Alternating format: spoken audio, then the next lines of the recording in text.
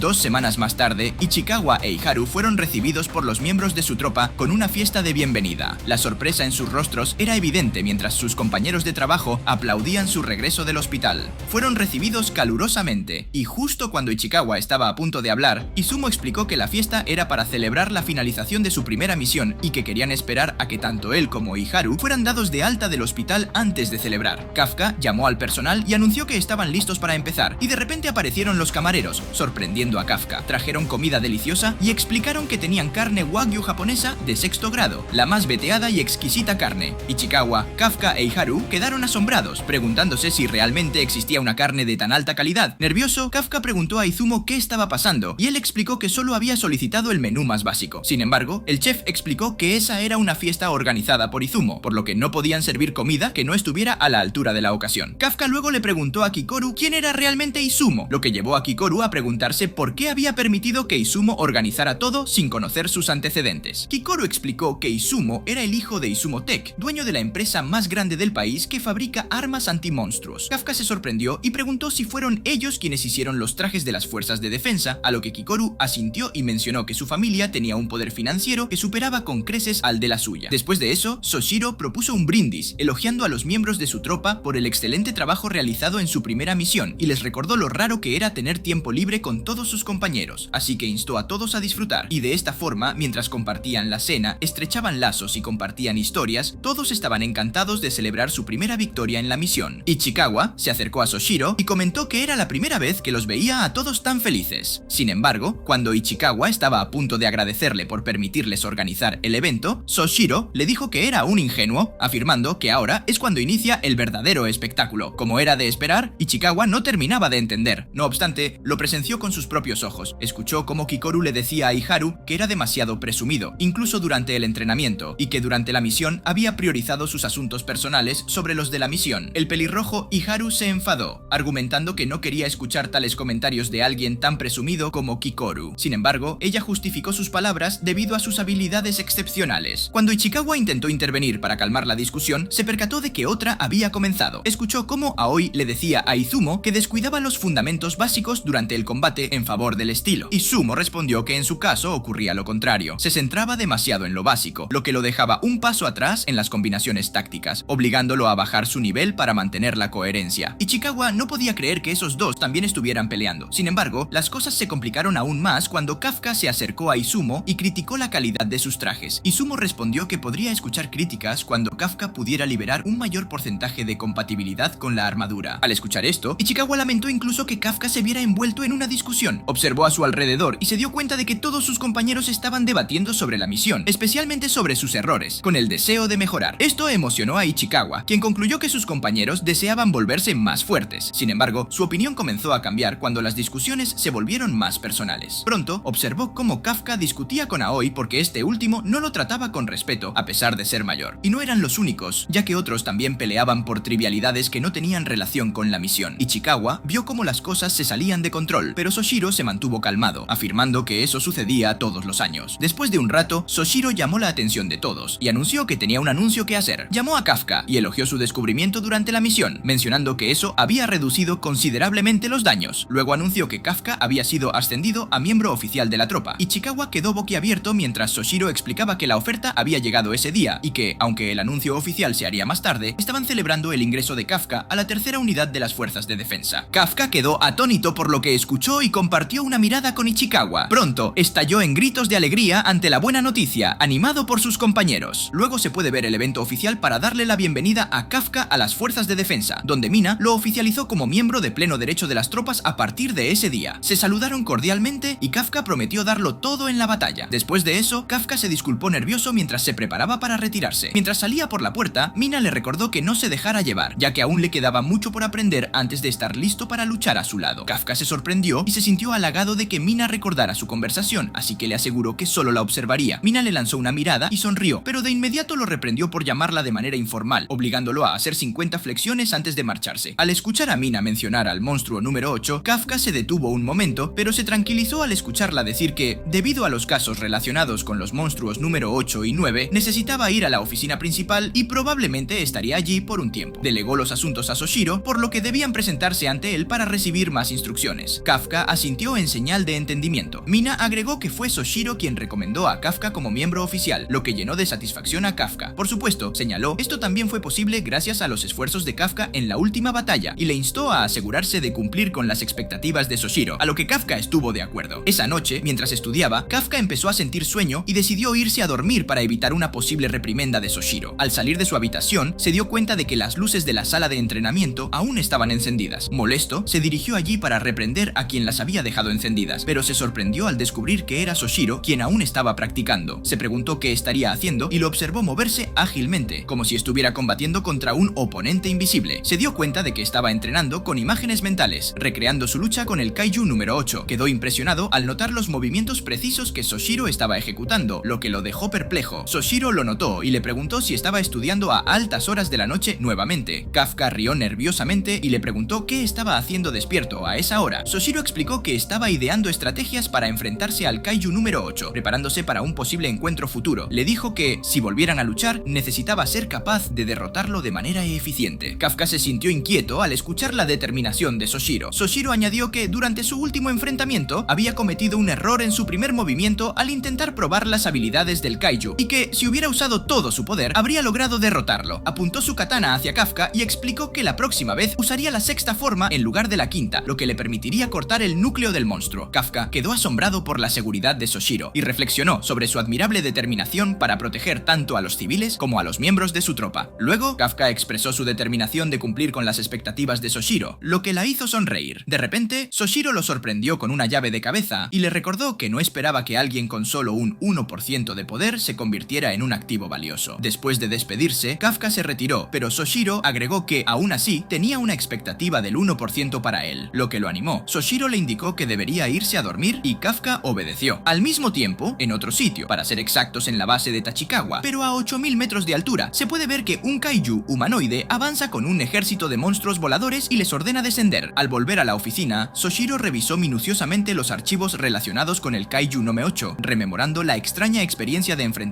a él y su asombro al descubrir que el monstruo Nome 9 tenía la capacidad de comunicarse en lenguaje humano y transformarse en una forma humana. Esta situación lo llevó a cuestionarse qué estaba ocurriendo con estos seres. Mientras tanto, Kafka subió a la azotea para reflexionar sobre el comentario de Soshiro, quien expresó tener solo un 1% de expectativas sobre él. Tras un periodo de introspección, Kafka recuperó la determinación con un golpe simbólico a sí mismo, comprometiéndose a cumplir esas expectativas y sintiendo que había dado el primer paso hacia ello. Luego, con la fatiga haciendo mella en él, regresó a su habitación para descansar, recordando las palabras de Soshiro sobre la importancia de dormir como parte del trabajo. Mientras tanto, algo se aproximaba rápidamente desde el cielo hacia la base, y Kafka, al regresar, notaba objetos cayendo detrás de él como meteoritos debido a su gran velocidad. Al girarse, observó cómo estos objetos impactaban violentamente contra el suelo, provocando explosiones y ruidos ensordecedores que alertaron a las tropas, incluyendo a Kikoru, Ichikawa, Iharu y otros. Soshiro, sorprendido por la fuerza del impacto, se puso en acción de inmediato, consultando a Konomi sobre la situación y activando la sala de control. Se informó que docenas de monstruos habían aparecido dentro del perímetro de la base, lo que sugirió un ataque aéreo coordinado por estos seres. La fuerza estimada de los monstruos era alta, entre 6.2, 6.3 y 6.4, clasificándolos como de nivel principal. Los kaijus se dispersaron rápidamente por la base, sembrando el caos y causando graves daños. Ante esta emergencia, Soshiro ordenó a los guardias nocturnos prepararse para el combate y solicitó una orden de envío de emergencia para las tropas fuera de servicio, instándoles a estar listos para luchar. El objetivo era contener a los kaijus dentro de los campos de entrenamiento y evitar que escaparan. Kafka, impactado por la devastación que presenciaba, se preguntaba qué estaba sucediendo. Al notar que los monstruos recién llegados eran del tipo pterosaurio, reflexionó sobre la razón de su aparición y se percató de algo inusual. En ese momento, se comunicó con Soshiro para asegurarse de su seguridad, notando que algo lo perturbaba. Soshiro instruyó a Kafka que informara, y este explicó que desde la década de 1970 se habían registrado 19 monstruos del tipo pterosaurio, todos con una característica común, la tendencia a la soledad. Sin embargo, en esta ocasión habían llegado en grupo, lo que llevó a Soshiro a concluir que había un líder entre ellos lo suficientemente poderoso como para controlar a los demás y lo bastante astuto como para tener un propósito definido. Cuando observaron hacia atrás, vieron al líder, otro kaiju con forma humanoide. Este ser comunicó que había avistado a un miembro de la tropa y que su objetivo era Soshiro. Ante esto, la expresión de Soshiro se volvió grave y ordenó a Kafka que cortara la comunicación. Kafka se alarmó al pensar en la fuerza del líder del ataque, sabiendo que los kaijus de ese tipo son naturalmente poderosos, y se preocupó por Soshiro. El líder se acercó lentamente, revelándose como el dirigente de los kaijus voladores, y preguntó quién era el más fuerte en la base. Soshiro, sorprendido por la habilidad del kaiju para hablar, respondió que, al no estar presente su comandante, él era el más fuerte en ese momento. El kaiju asintió, indicando aceptación, y se preparó para atacar, proclamando a Soshiro como su presa. Cuando el monstruo lanzó su ataque, Soshiro quedó impresionado por su velocidad, pero logró esquivarlo por poco, evitando un destino desastroso. Los observadores, incluyendo a Konomi, confirmaron que el nivel de resistencia del kaiju era de 8.3, clasificándolo como un mega kaiju. Soshiro, consciente de la gravedad de la situación, llamó a Ikaruga para que tomara el mando en el manejo de las bestias que acechaban, priorizando la protección de los civiles y la integridad del edificio. Mientras Soshiro seguía hablando, el monstruo volvió a cargar, impresionado por la habilidad de Soshiro para esquivar su ataque anterior, considerándolo una superación de su prueba. Luego, el kaiju golpeó con fuerza, desencadenando destrucción a su alrededor. Soshiro, decidido, declaró que él mismo se encargaría de eliminar al kaiju. La criatura abrió su rostro y anunció que había llegado el momento de eliminar a Soshiro. Emitió una señal que atrajo la atención de las bestias que lo perseguían, las cuales chillaron ruidosamente, confirmando las sospechas de Soshiro de que la base era su objetivo principal. El kaiju volvió a atacar, y Soshiro logró esquivarlo por poco. El impacto de su puñetazo provocó una explosión en el área afectada, golpeando a Soshiro con una fuerza comparable a la de un meteorito. Consciente de que un solo golpe sería su fin, Soshiro se preparó para el siguiente ataque del kaiju. A pesar de que lograron hacer contacto con su katana, la piel del kaiju resultó ser más resistente incluso que la del kaiju número 8. Mientras tanto, en el lado este de la base, Ikaruga lideró a los miembros de la tropa para enfrentarse a las bestias presentes. A pesar de los esfuerzos defensivos, los ataques de las tropas no tuvieron efecto, y las bestias respondieron con bolas de fuego. Al escuchar los gritos provenientes del lado este, Kafka se preocupó y advirtió a quienes luchaban allí que no podrían resistir un enfrentamiento directo con las bestias, instándoles a atacar desde atrás, tal como se había registrado con éxito en el pasado. pasado. Ichikawa e Iharu tomaron nota de sus palabras, aunque Ichikawa expresó preocupación por la falta de respuesta previa de Kafka. Este explicó que estaba en comunicación con Soshiro y proporcionó información sobre cómo atacar al kaiju que enfrentaban, destacando su vulnerabilidad en la parte frontal y sugiriendo que sus núcleos estaban ubicados cerca de la parte posterior. Ikaruga agradeció la información y dividió rápidamente su grupo en dos equipos, uno para distraer y otro para atacar desde atrás simultáneamente. Aoi e Izumo siguieron su ejemplo, con Aoi encargándose de la distracción mientras Izumo se movía para atacar desde atrás. Sin embargo, Izumo se vio sorprendido por la aparición repentina de otro kaiju que lo atacó con una bola de fuego, sacándolo de su posición y dejándolo desconcertado por la cooperación entre las bestias. Ikaruga, preocupado por Soshiro, informó a Kafka de que sus intentos de flanqueo habían fallado y que estaban siendo acosados por los kaijus. Mientras tanto, Izumo reflexionaba sobre los siguientes pasos a tomar si no podían alcanzar una posición trasera. De repente, Hikaru habló y sugirió una alternativa para derrotar a los kaijus, y Haru, confundido por sus palabras, observó cómo Kikoru se lanzaba audazmente hacia el kaiju con una velocidad sorprendente. Con un golpe certero, Kikoru destrozó a la bestia que la perseguía, utilizando una gran hacha para desintegrar su cuerpo. Kafka, Iharu y Ichikawa quedaron perplejos ante la demostración de fuerza de Kikoru. Esta última se jactó de que su enfoque para derrotar a los kaijus era simplemente utilizar su fuerza abrumadora para someterlos. Posteriormente se muestra un hecho del pasado, en el cual Kikoru recibió por primera vez su hacha gigante. Se reveló que fue seleccionada como el tercer pilar de la fuerza principal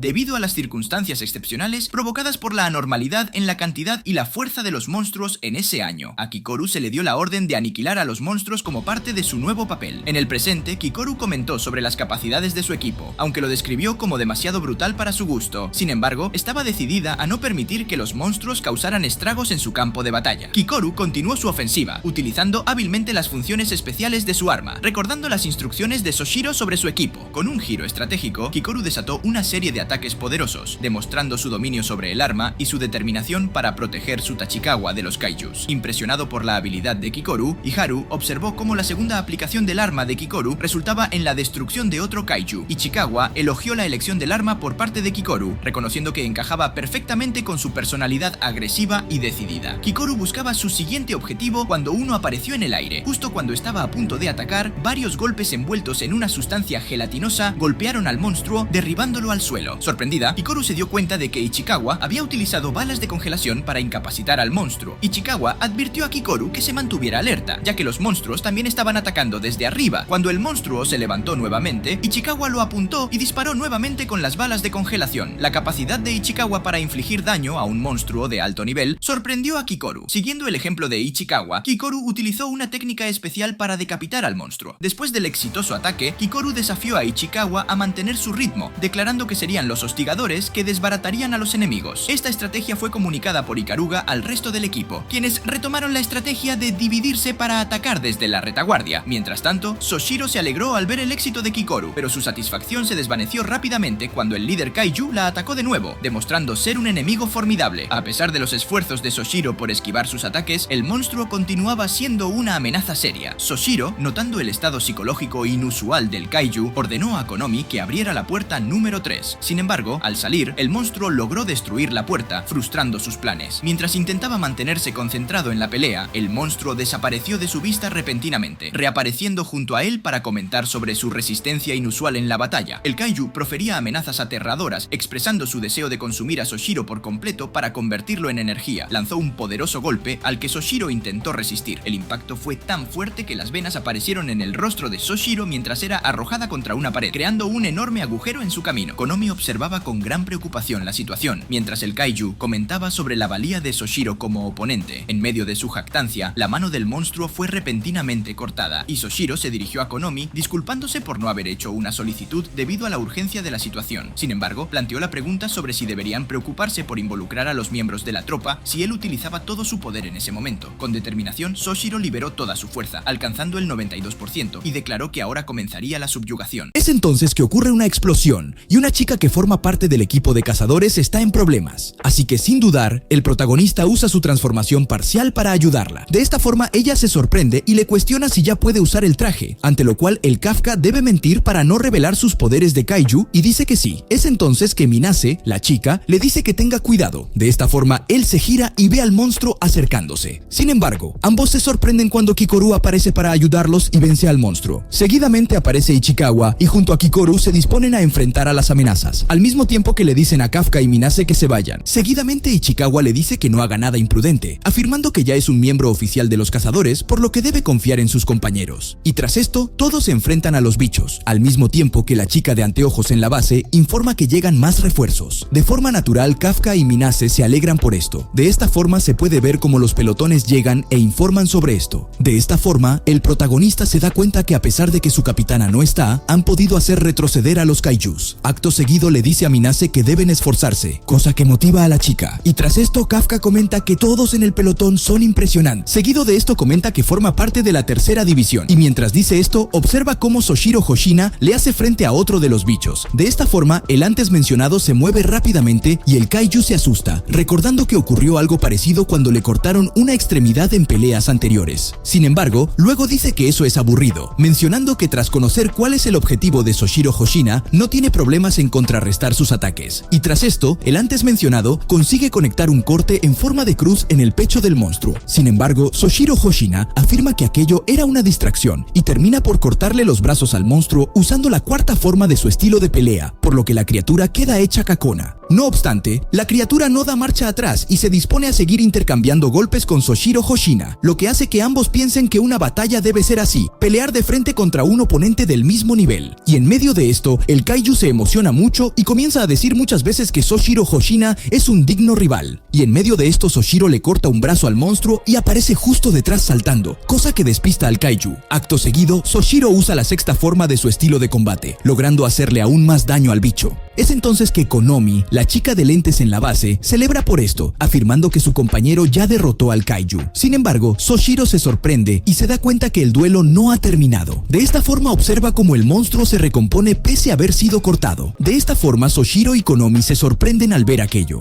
Al mismo tiempo, el protagonista se sorprende por algo, diciendo que no está transformado, pero puede sentir una presencia imponente. Es entonces que el kaiju sorprende a Soshiro, ya que comienza a expandirse en tamaño al mismo tiempo que el guerrero se pregunta sobre esto. Luego de esto, la criatura lanza un gas de su cuerpo por todo el sitio, el cual Soshiro reconoce como vapor ardiente, lo que lo hace concluir que fue buena idea traerlo a la zona de entrenamiento, ya que no hay ningún civil allí. Y por su parte, Konomi informa que con su cambio de cuerpo, la fortaleza del monstruo ha aumentado. De esta forma, Konomi se da cuenta que el monstruo tiene una fortaleza de 9.0, o sea, un bicho que Soshiro no podrá derrotar solo ni en sueños. Es entonces que el kaiju ataca a Soshiro, dejando preocupada a Konomi. Sin embargo, logra esquivar el golpe y rápidamente se sube por el brazo del monstruo y usa la tercera forma de su estilo de combate. De esta forma, hace muchos cortes en la criatura, cosa que Konomi considera impresionante, ya que se ha adaptado al cambio de tamaño. Sin embargo, Soshiro se da cuenta que no le hace daños profundos, afirmando que justo por eso odia a esa clase de kaijus. De esta forma, él se pone súper serio y afirma que tendrá que superar a su rival con velocidad y llegar a su núcleo para destruirlo. Sin embargo, en ese momento, se da cuenta que su cuerpo está en las últimas, ya que de la nada comienza a sangrar, cosa que obviamente lo sorprende. Es entonces que él comenta que se debe al sobrecalentamiento del traje, al mismo tiempo que Konomi y otro sujeto mencionan que ya han pasado 10 minutos desde que Soshiro liberó todo su poder, así que le advierten que si sigue luchando su vida podría estar en peligro, lo que hace que Soshiro se dé cuenta que tiene un minuto para vencer a su rival.